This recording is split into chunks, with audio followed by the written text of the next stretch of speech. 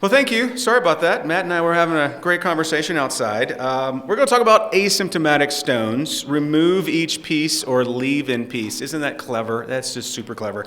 So I typed in Google rock and piece, and this is what came up. So this is called Peace Rock. It's a 35-foot cliff. It's about an hour northwest of Philadelphia, and you can jump off this into the Schuylkill River. Apparently, it's a place for teenagers, and you can also, spray paint the side of it, and I'm sure they would love it if you do that. But anyway, it's called Peace Rock. So we're going to talk about the three different kinds of asymptomatic stones, and don't worry if you didn't realize there are three different kinds, that's okay. That's what we're here for today. So we're going to start with virgin stones, and I always hate starting talks with qualifiers, but I think it's really important if you don't kind of swim in this literature. And the reason for that is kidney stone literature is not like that of oncology or other types of literature, in that in all the studies before 2005, most of the procedures were shockwaves or perks. Most of the imaging was KUB or ultrasound, and most of the designs are retrospective. So there are very few, maybe one randomized controlled trial before 2005. Studies after 2005 are primarily ureteroscopy because our instrumentation got better, and most of the imaging has kind of moved to CT. So we're seeing a lot more residual stones on imaging. There's a few randomized controlled trials and a few cohort studies, but again, most of these studies are retrospective. So a lot of the stuff I'm going to talk to you about today, take that with a grain of salt. The other thing we'll be talking about is progression. So every study you read in this area, they define progression differently. Some people say, well, if a stone grows 1 millimeter, it's progression. If it grows 4 millimeters, it's progression. If you have some flank pain at any time when you were followed, that's progression. If you came to the ER with hematuria, if you had a UTI, that's progression. So that's just a wastebasket term for something somewhere in there kind of hurt or grew or something. There's also some patient factors. We won't go into this specifically, but I felt like I needed to at least mention it. There are some people with asymptomatic stones who you do not follow. That's going to be someone with, if they're astronauts. I don't know how many astronauts in your practice. There's none in mine. But I do have some pilots, so pilots cannot fly if they have a stone. Or if someone's going to go take their 2-year around-the-world trip and they're going to have limited access to health care, you might want to pull out their stone before they go there. And then there are special stones. So struvite stones probably don't want to leave. Patients with cystinuria, who are always making stones, you probably don't want that stone to get bigger and bigger to the point where you need to perk them. So there are, it's like when you're buying a used car, there's a little disclaimer afterwards, a little asterisk. Just understand, we're talking about regular old Joe with a stone sitting in his kidney that's asymptomatic. Good? All right, so the first time, like anything else, if you don't know what the answer is, let's go to guidelines. So these are the 2016 Surgical Management of Stones from the AUA. This is exactly what they say. So guideline number 29, asymptomatic, non-obstructing stones. This is what we're talking about today. They say, boy, I don't know if I can read this, active surveillance with follow-up imaging studies to assess for stone growth or new stone formation is recommended. That's not helpful at all, and I think this has been mentioned a few times. So I don't know what that means. Is that every 6 months? Is that an ultrasound? Is that annually? How long? But maybe the EAU guidelines tend to be a little more verbose, and maybe it'll be a little more specific. Here's what they say. It is still debatable whether renal stones should be treated, whether annual follow-up is sufficient, particularly for stones that have been stable for 6 months, with a level of evidence of 4, which is the worst level of evidence. So guidelines weren't very helpful. So the next thing you look at is something like a meta-analysis. So fortunately for us, this is Vernon Pace's group out of Dartmouth. They did a very high-quality meta-analysis following the PRISMA criteria. So these are preferred reporting items for systematic reviews and meta-analysis. And all that means is this is the highest quality evidence that they could find and pull together. They basically looked at all asymptomatic stones published in the history of time. Their primary outcome were percent of patients who required surgery, and they wanted to know if you follow patients longer, will they fail over time? And then their secondary outcomes were percent of spontaneous passage and progression. Everybody with me? So this is their PRISMA workflow. They started way at the top with 11,000 studies. They whittled it all the way down to 13. So I'm going to put the 13 studies here. Don't worry, you don't have to look at that data because I can't read it from here anyway. But I'm highlighting 4 of them. 4 of these are randomized controlled trials. You say, way to go, Stone World. 1 of these is prospective cohort, and all the rest are retrospective. So high quality retrospective studies, some urologists that had a bunch of stones in their clinic, and they just look back over time to see how those outcomes fared. And I'm going to summarize these outcomes here, and then I'll put them in another slide. But basically, it's about 1,700 patients followed for 3 years, 15% passage rate, 30% progression rate, and 15% intervention rate. And if you look at those numbers, you can kind of see where the math falls. My residents are tired of hearing this, but this is the Canales 5-10-5 rule. Meaning you have a 5% annual chance of passage, a 10% annual chance of progression, and a 5% chance of intervention. And you see there's 2 little asterisks behind that intervention, and I put that there, kind of like my disclaimer at the beginning, because there are certainly some people with asymptomatic stones who are at higher risk of needing an intervention than others, and those are a renal pelvis stone. I don't think that shocks anyone, right? Stone floating around the renal pelvis, causing hematuria, causing pain. Those people are going to progress to need an intervention sooner. And then large stones. So stones basically bigger than 15 millimeters. So those patients, you can certainly offer them active surveillance, but if it's in the renal pelvis and if it's big, most likely they're going to come back and you're going to have to treat it. So here's their primary outcome. They graphed on the bottom the average number of months from all the studies. The studies are those little black dots. And then on the y-axis, they have their the percentage of people who they took to the operating room, or these studies took to the operating room. And what you can see is, over time, not a huge increase in failure or needing for intervention. So. And then I wrote exactly what they said here. The duration of follow-up and surgical intervention, there was no correlation, with a P of 0.98. So my summary is a few things from this. First of all, we should never say, hey, you've got an asymptomatic stone, yes, you need it out. Or, hey, you've got an asymptomatic stone, no, let's leave it. We should talk risk. We talk risk with small renal masses, right? 14 millimeter renal mass, you're going to tell the patient what their risk is. Low risk, very low risk prostate cancer, you're going to tell them what their risk is, and you're probably going to survey it. So we should be doing the same thing in the stone world. The 5-10-5 rule, my residents hate it, but it really does work. So you don't necessarily have to operate on someone as long as they understand that those are the risks, the annual risks. And then for virgin stones, it looks like it's about 3-year threshold. And then after that, it all kind of levels off. Increased follow-up does not mean increased failure. And then most of these patients I will discharge. If they have stable stones for 18 to 24 months by ultrasound or by CT, you don't need to keep following them in your clinic unless you just have a lot of open clinic spaces. All right, so this is going to be our final slide, and I'll add a bunch of other stuff to it. But here's our virgin stones, our annual passage rates. The increase does not appear to be linear. And then what we talked about for higher intervention risk, renal pelvis stones, and stones greater than 50 millimeters. Good, we're all there? All right, residual stones is next. So post-surgical residual stones, I think most of us know what that is. That's just something you forgot, right? So you can call it a residual fragment. If you look in the literature, there's reports anywhere from 11 to 79%. Shockwave, ureteroscopy, or PCNL, you say Canales, again, how do you have such a wide variety? So it just depends on when you image someone. So if you image someone a week after shockwave, of course, they're going to have a higher risk. Boy, I've hit that microphone twice now. 1 month or 3 months after shockwave. The other is how you image them. So of course, if you image someone with a KUB and they've had breakfast, it's going to be a lot harder to see a 3 millimeter residual stone than someone who's had a CT. So depending on imaging type and image timing. Clinically insignificant residual fragments, we've probably always heard of these, CIRFs. This was actually described by Dr. Newman at the University of Indiana right when they were publishing their shockwave lithotripsy in those initial studies, meaning that it worked great, but there was one tiny little stone, it just left it there, it's not a big deal. And there's really debate in the stone world on whether or not we should abandon this term. Nothing in the guidelines on how to manage CIRFs, or residual fragments, but I found this article.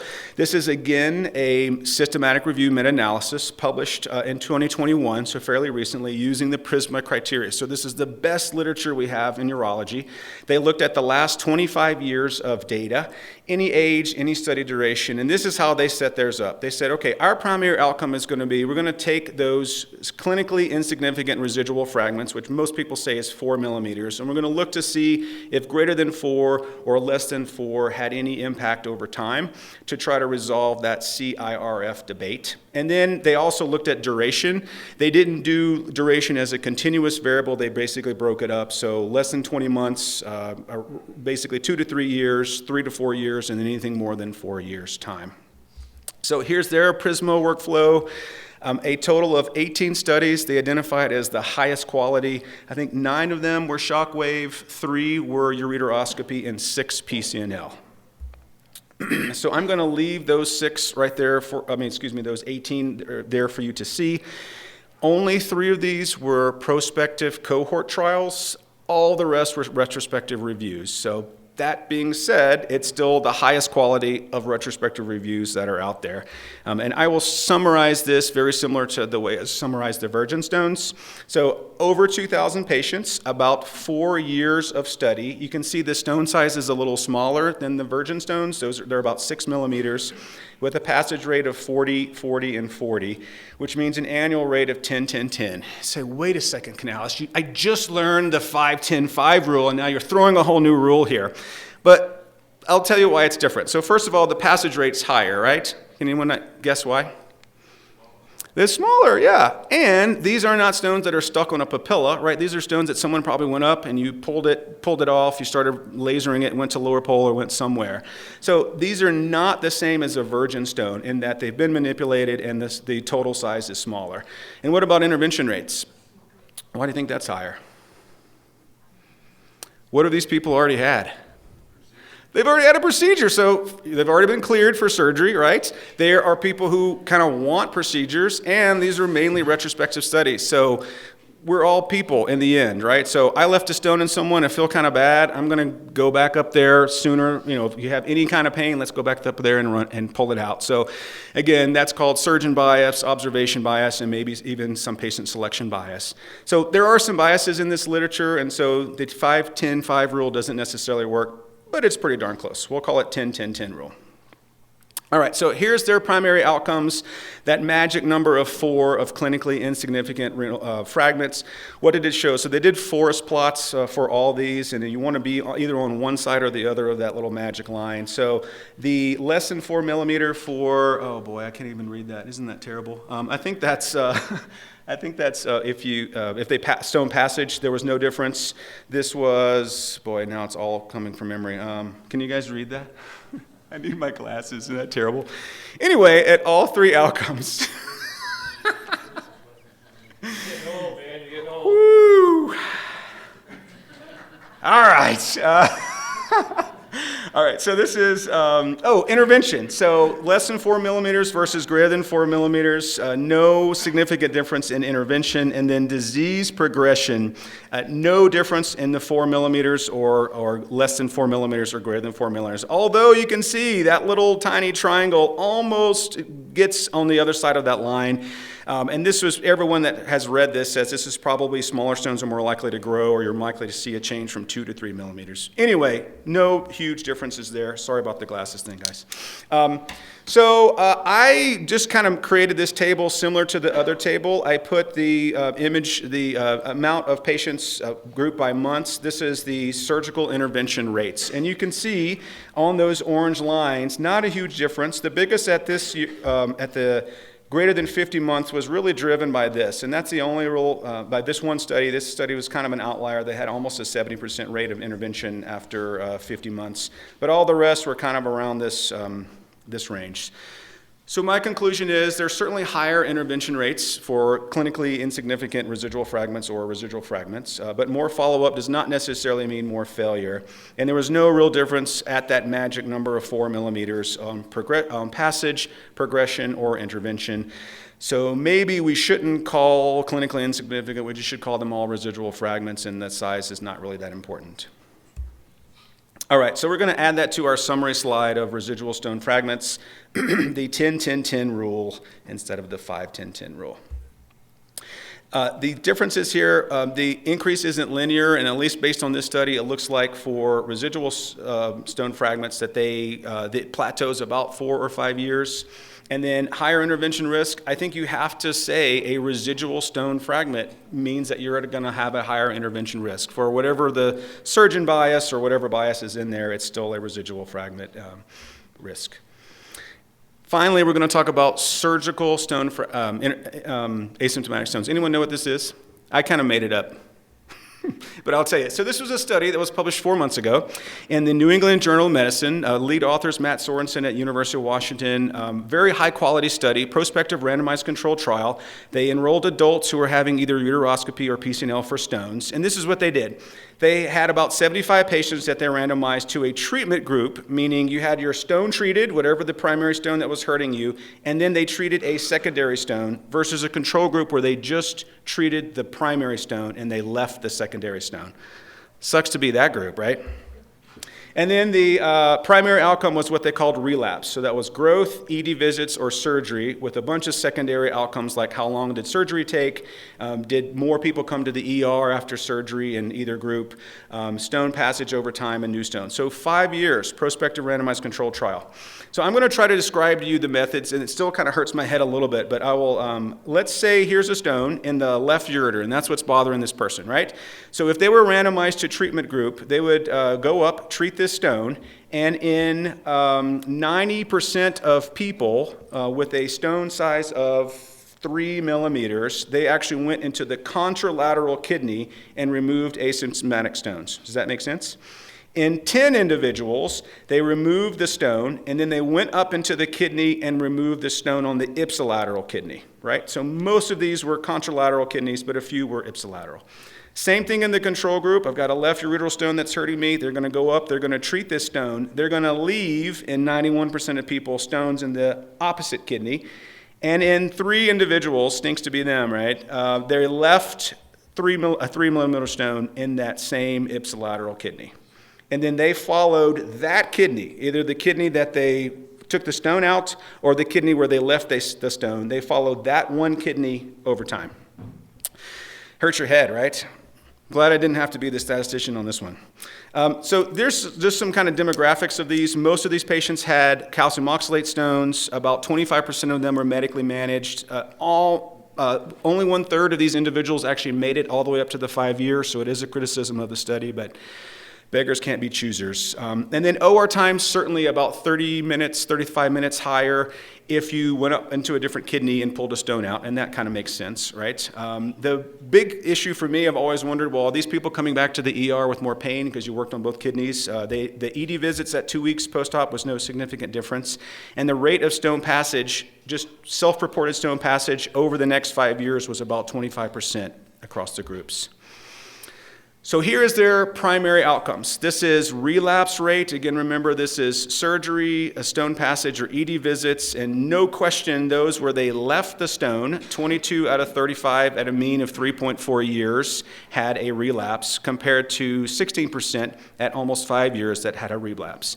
And then they started thinking, well, you know, we're comparing a kidney that has no stone in it to a kidney that has a stone in it and looking at stone growth. Maybe that's not really fair. Let's remove stone growth and see what that graph looks like. And even then, 17 out of 35 people, or half, had, in the control group, had issues with that kidney versus 5 out of 38 in the other group. And I don't think this is groundbreaking, right? If you leave a stone in a kidney, that it's going to be more likely to cause pain problems than if you don't leave a stone in a kidney. But this is just really done in a high-quality way. The last figure, this is probably the most shocking figure in the whole study, was new stones. So all these people were getting CAT scans over time. 37% in both groups developed a new kidney stone over the 5 years' time. So what this tells me, a few comments. First of all, we should probably always be discussing with our patients, if they're going in, let's say the left kidney to take out a stone and they got a small stone on the right kidney, we should at least have that discussion, tell them there's some data out there that says that patients do a little bit better. But of course, if you have a stone there and you leave it, there's a higher chance than if you take it out. And then new stones happen, so please don't forget medical management in this population. All right, our final slide, and we can now put these here, these surgical treatments and controls. They look a lot like what we were talking about before, the annual passage rate of 5%, the annual progression rate of about 6%, and the annual intervention rate of 5% in the controls. So if you treat them, interestingly, they still come back at a much lower rate, of course. And I put a little asterisk there that these rates are actually unilateral, so they just follow that one kidney over time, but certainly lower than if you just left it in. And then I think we have to put metabolic derangement, so a lot of these patients should have had probably medical management and weren't, and developed new stones. That's it. Hopefully you learned something about asymptomatic stones treatments.